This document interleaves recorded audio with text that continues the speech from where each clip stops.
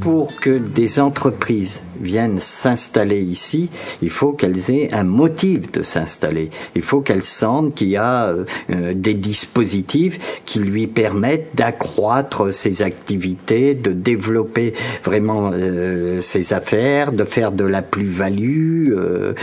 Donc, préparons-nous à tout ça. Mettons-nous dans les conditions que demain, on va devenir un véritable centre de ressources humaines, centre de ressources d'affaires, avec des gens qui collaborent. Moi, il y avait une initiative que j'encourageais, que je soutenais, c'est qu'on implante ici un lycée professionnel.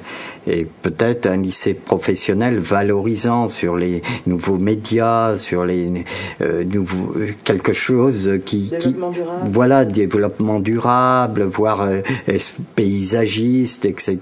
J'aurais du mal à quitter le quartier. Ce quartier symbolise plein d'espérances, même si ces espérances souvent se réduisent à pas grand-chose. Mais ce quartier a un potentiel énorme et il faudrait que tous les pouvoirs publics laissent exprimer la valeur humaine.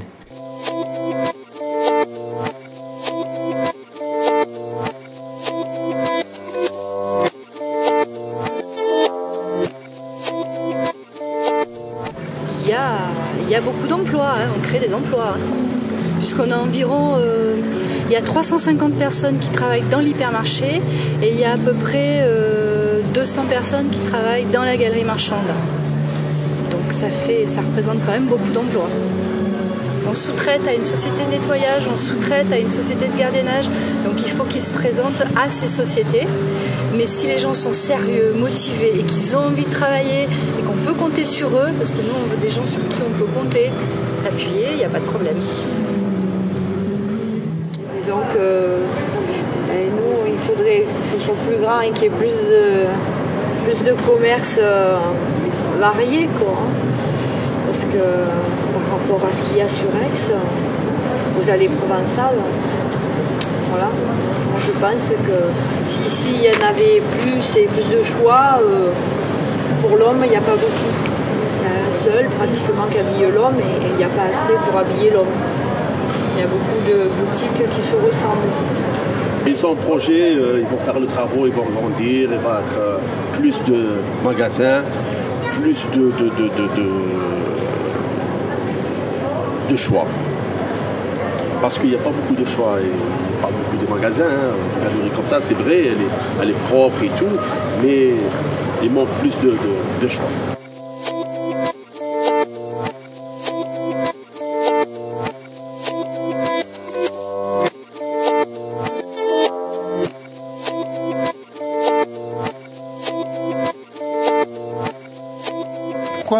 Pourquoi les gens ne s'installeraient pas au Jas de Bouffan ? Moi, j'ai pas eu de soucis. Bon, je me suis installée par le biais de mon ami à côté et voilà quoi.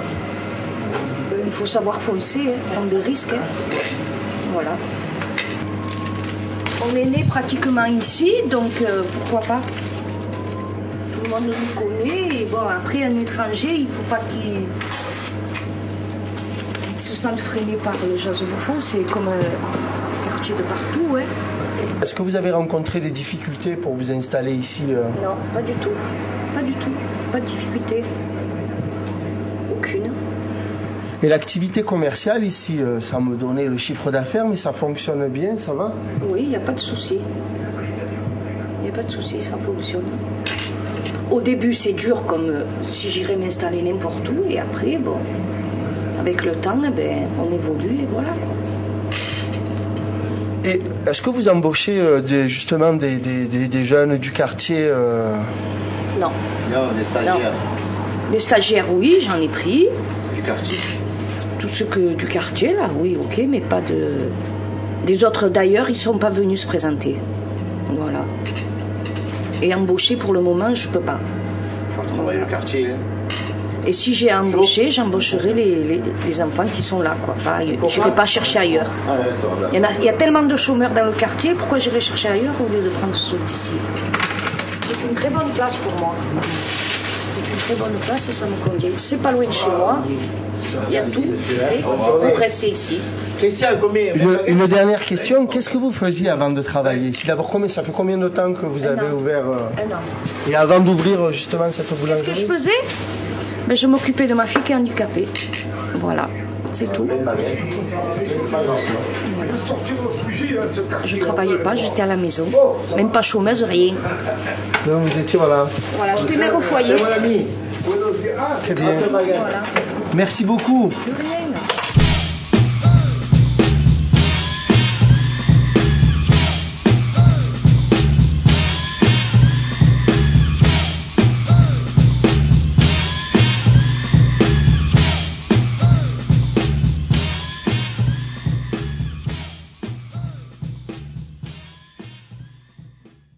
Donc j'ai le plaisir d'accueillir Rafik, qui est entrepreneur au Jas de Bouffan. Vous tenez, je crois, une snack pizzeria. Je tiens le snack pizzeria depuis 5 ans. Bientôt, ça va faire 6 ans.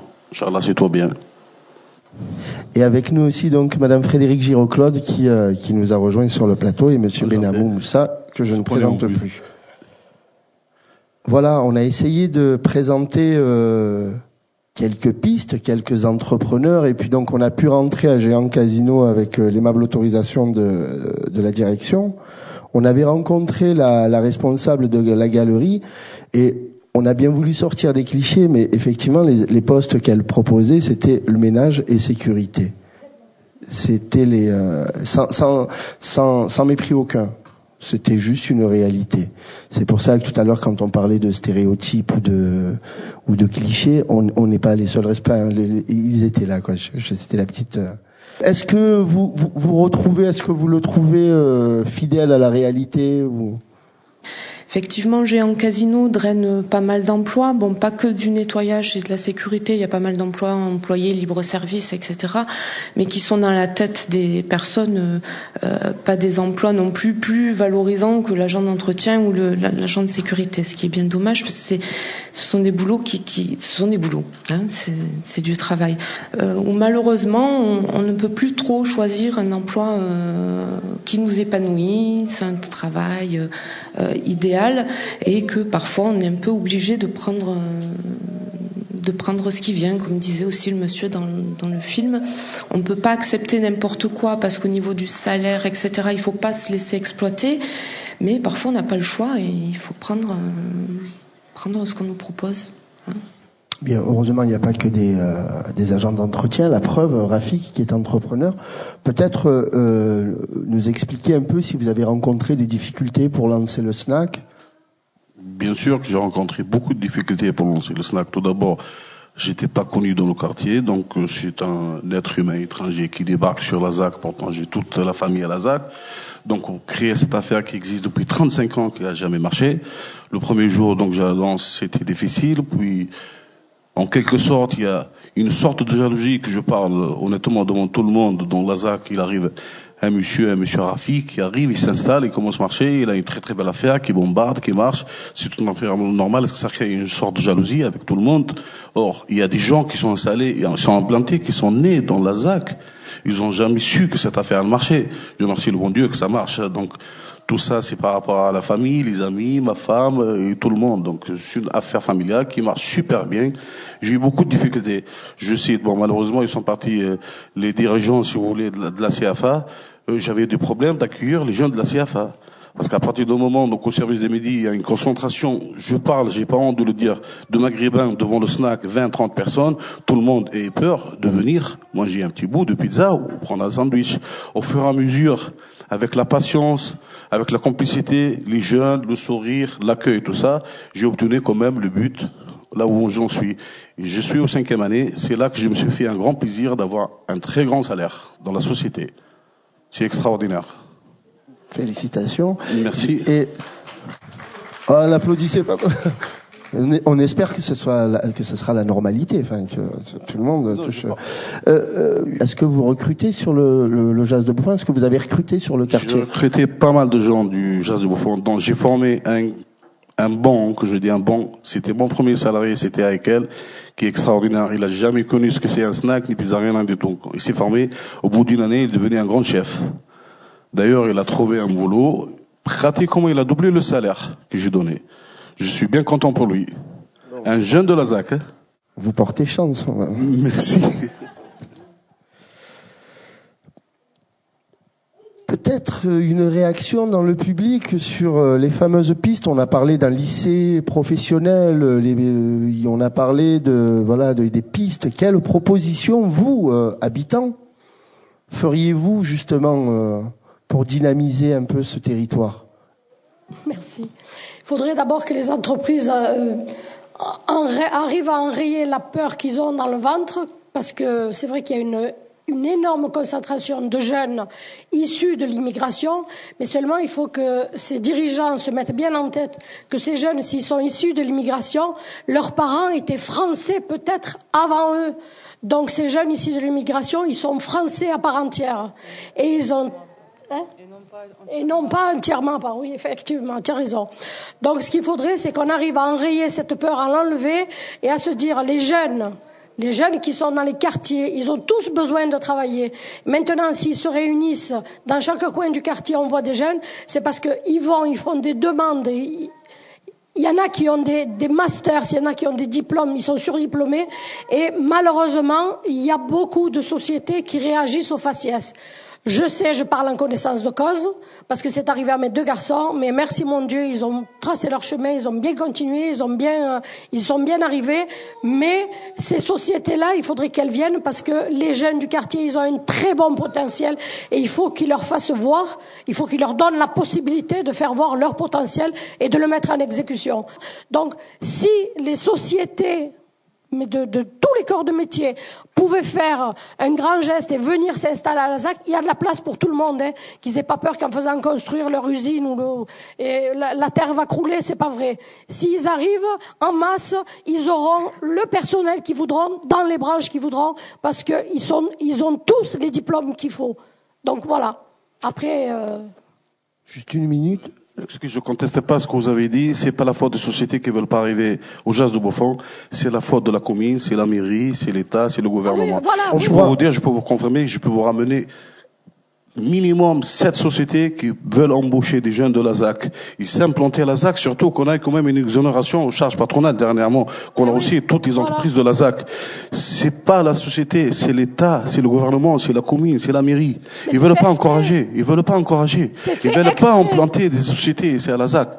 Justement, je crois que effectivement, il est beaucoup question du contrat urbain de cohésion sociale, puisqu'il y a quand même une volonté politique de favoriser l'accès à l'emploi. Peut-être que Moussa pourra nous parler un petit peu des différentes actions entreprises pour lever ces freins à l'emploi.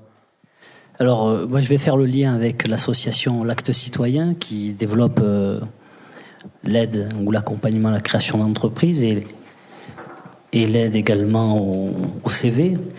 2 autres associations sont financées. Alors je précise juste une petite parenthèse, la direction de la politique de la ville et le CUX accompagnent financièrement des structures, mais également les accompagnent de manière technique. Donc, Madame Amara a parlé de cohésion, et pour être dans la généralité, avant de rentrer sur le particulier, le grand objectif sur le Jazz de Bouffan, c'est surtout de mettre en cohérence l'ensemble des structures associatives sur les problématiques que l'on aurait identifiées. Ici, en l'occurrence, il s'agit de l'emploi. Donc, la mise en cohérence ici de l'acte citoyen est à mettre en relation avec l'ADI, qui est une autre association qui est accompagnée par la politique de la ville. Donc l'ADI, qui est une structure d'aide à la création d'entreprises et de microcrédit. De la même manière, l'association PAI, Pays d'Ex-Initiative, est aussi une association qui développe ce type d'action d'accompagnement à la création d'entreprises avec des financements potentiels. Donc toutes ces associations, nous essayons de les mettre en relation les unes avec les autres afin qu'elles travaillent sur le territoire du Jazz de Bouffan, normalement en lien avec les centres sociaux et équipements de proximité. Je crois que déjà des permanences sont prévues ici même. Donc ça, c'est pour la création d'entreprises. Je vous parlerai juste d'une dernière action. On parlait de perspective. Le programme de rénovation urbaine est en train de voir le jour, comme vous le savez, même s'il ne concerne pas directement le Jas de Bouffan. Il y aura des retombées sur le Jas de Bouffan, dans ce sens où nous mettons actuellement, et la charte d'insertion va être signée dans les jours prochains, les clauses d'insertion dans les marchés publics. Là, on est vraiment dans une notion de développement durable, puisque les clauses d'insertion vont permettre à beaucoup de jeunes, on l'espère, au moins 5% de l'ensemble des heures travaillées sur les 4 années de chantier, d'être à destination des personnes en insertion. Et par cette expérience-là, nous essaierons d'élargir et de généraliser les clauses d'insertion dans l'ensemble des marchés publics de la ville d'Aix-en-Provence. Voilà. Ce qui est plutôt pas mal. C'est vrai que quand on lit les notes d'orientation, les axes majeurs concernant l'emploi développés par le contrat urbain de cohésion sociale, mettre en place des actions partenariales avec les travailleurs sociaux et les associations de proximité permettant d'identifier des demandeurs d'emploi non repérés et non accompagnés, soutenir les campagnes de sensibilisation et d'information, mettre en place des pôles ressources emploi au sein des US. C'est vrai que ces pôles ressources emploi, ils nous intéressent beaucoup. Comment ça va se mettre en place ? Pôle ressources emploi, ouais. Qu'est-ce que c'est un pôle ressources emploi ? Alors, derrière ce type d'appellation, il y a beaucoup de choses selon les régions et les territoires où on se trouve. Les maisons de l'emploi, les pôles ressources emploi, les pôles emploi. Ici, il y a une action qui va se développer, qui est strictement liée à la mission locale, mais en partenariat avec quand même l'ensemble des acteurs de l'emploi. Une maison de l'emploi ou un pôle ressources emploi devrait ressembler normalement à une sorte de guichet unique par lequel passerait une personne qui est en demande d'emploi ou en demande de création d'entreprise et qui pourrait trouver en un même espace des réponses institutionnelles à l'élaboration de son projet. Donc un rapprochement physique de plusieurs entités institutionnelles dans les spécificités de chacun. Ça pourrait être, on avait imaginé dans le cadre justement du programme de rénovation urbaine, mais là on est dans un futur quand même à moyen terme, de mettre en place une sorte d'agent d'amorçage qui permettrait justement de repérer en amont des créateurs d'entreprises et de les accompagner, et ceci dans un même espace, donc dans les nouveaux locaux qui devraient voir le jour. J'en profite juste pour revenir sur le sujet où chacun disait oui, le Jas de Bouffan, les entreprises ne veulent pas s'installer parce que on souffre d'un déficit d'image, etc. Moi, je pense pas que le déficit d'image soit la raison principale ou la raison unique pour que les entreprises viennent ou ne viennent pas s'installer. Peut-être nous dire quelques mots sur justement vos propositions. Bonjour. Alors, c'est vrai que c'est une problématique qui est importante parce qu'il y a énormément de facteurs à prendre en compte. On en a évoqué quelques-uns. Donc nous, notre association l'Acte Citoyen, on a mis en place quelques actions. On essaie à notre niveau donc de donner les moyens aux jeunes du quartier. En particulier, mais à toutes les personnes qui sont dans la recherche d'un emploi en général, donc de leur donner, comme je disais, les moyens peut-être pour trouver un emploi un petit peu plus facilement. Donc ça passe par la réalisation de CV vidéo. Alors pourquoi les CV vidéo ? En fait, on a essayé de donner le contre-pied au CV anonyme parce qu'on estime à l'Acte Citoyen que c'est pas forcément en présentant un CV sur lequel il n'y a pas notre nom que ça va pousser l'employeur à nous embaucher, parce que de toute façon, une fois arrivé devant l'employeur, il prendra sa décision. Un exemple tout bête, il n'y a pas d'auto-école. On parlait de mobilité tout à l'heure. Enfin, moi j'ai 18 ans, 19 ans, j'ai pas forcément envie d'aller à l'autre bout d'Aix pour passer mon permis. Alors qu'il pourrait quand même y en avoir une dans un quartier qui compte 35 ou 38 000 habitants. Il y en a eu, hein. Il y en a eu des auto-écoles. Il y en a plus. Jadis. Pardon ? Je crois que ce sera le mot de la fin. Donc, sans transition, la rupture est ferme et définitive. Je vous remercie d'être resté jusqu'au bout par cette chaleur. Je ne sais pas si c'est ici qui fait chaud. Je vous invite à boire un verre juste à côté. Il y a une petite collation. Bon, je tiens à remercier Étienne qui est bénévole chez nous, Pierre aussi, André, Abdé, Thomas, Mehdi, Corinne, Agnès et Cécilia et Suzanne. Merci à l'ensemble des invités, merci beaucoup. Et Jean-Claude Casanova, pardon, que j'avais oublié, notre stagiaire. Merci à vous.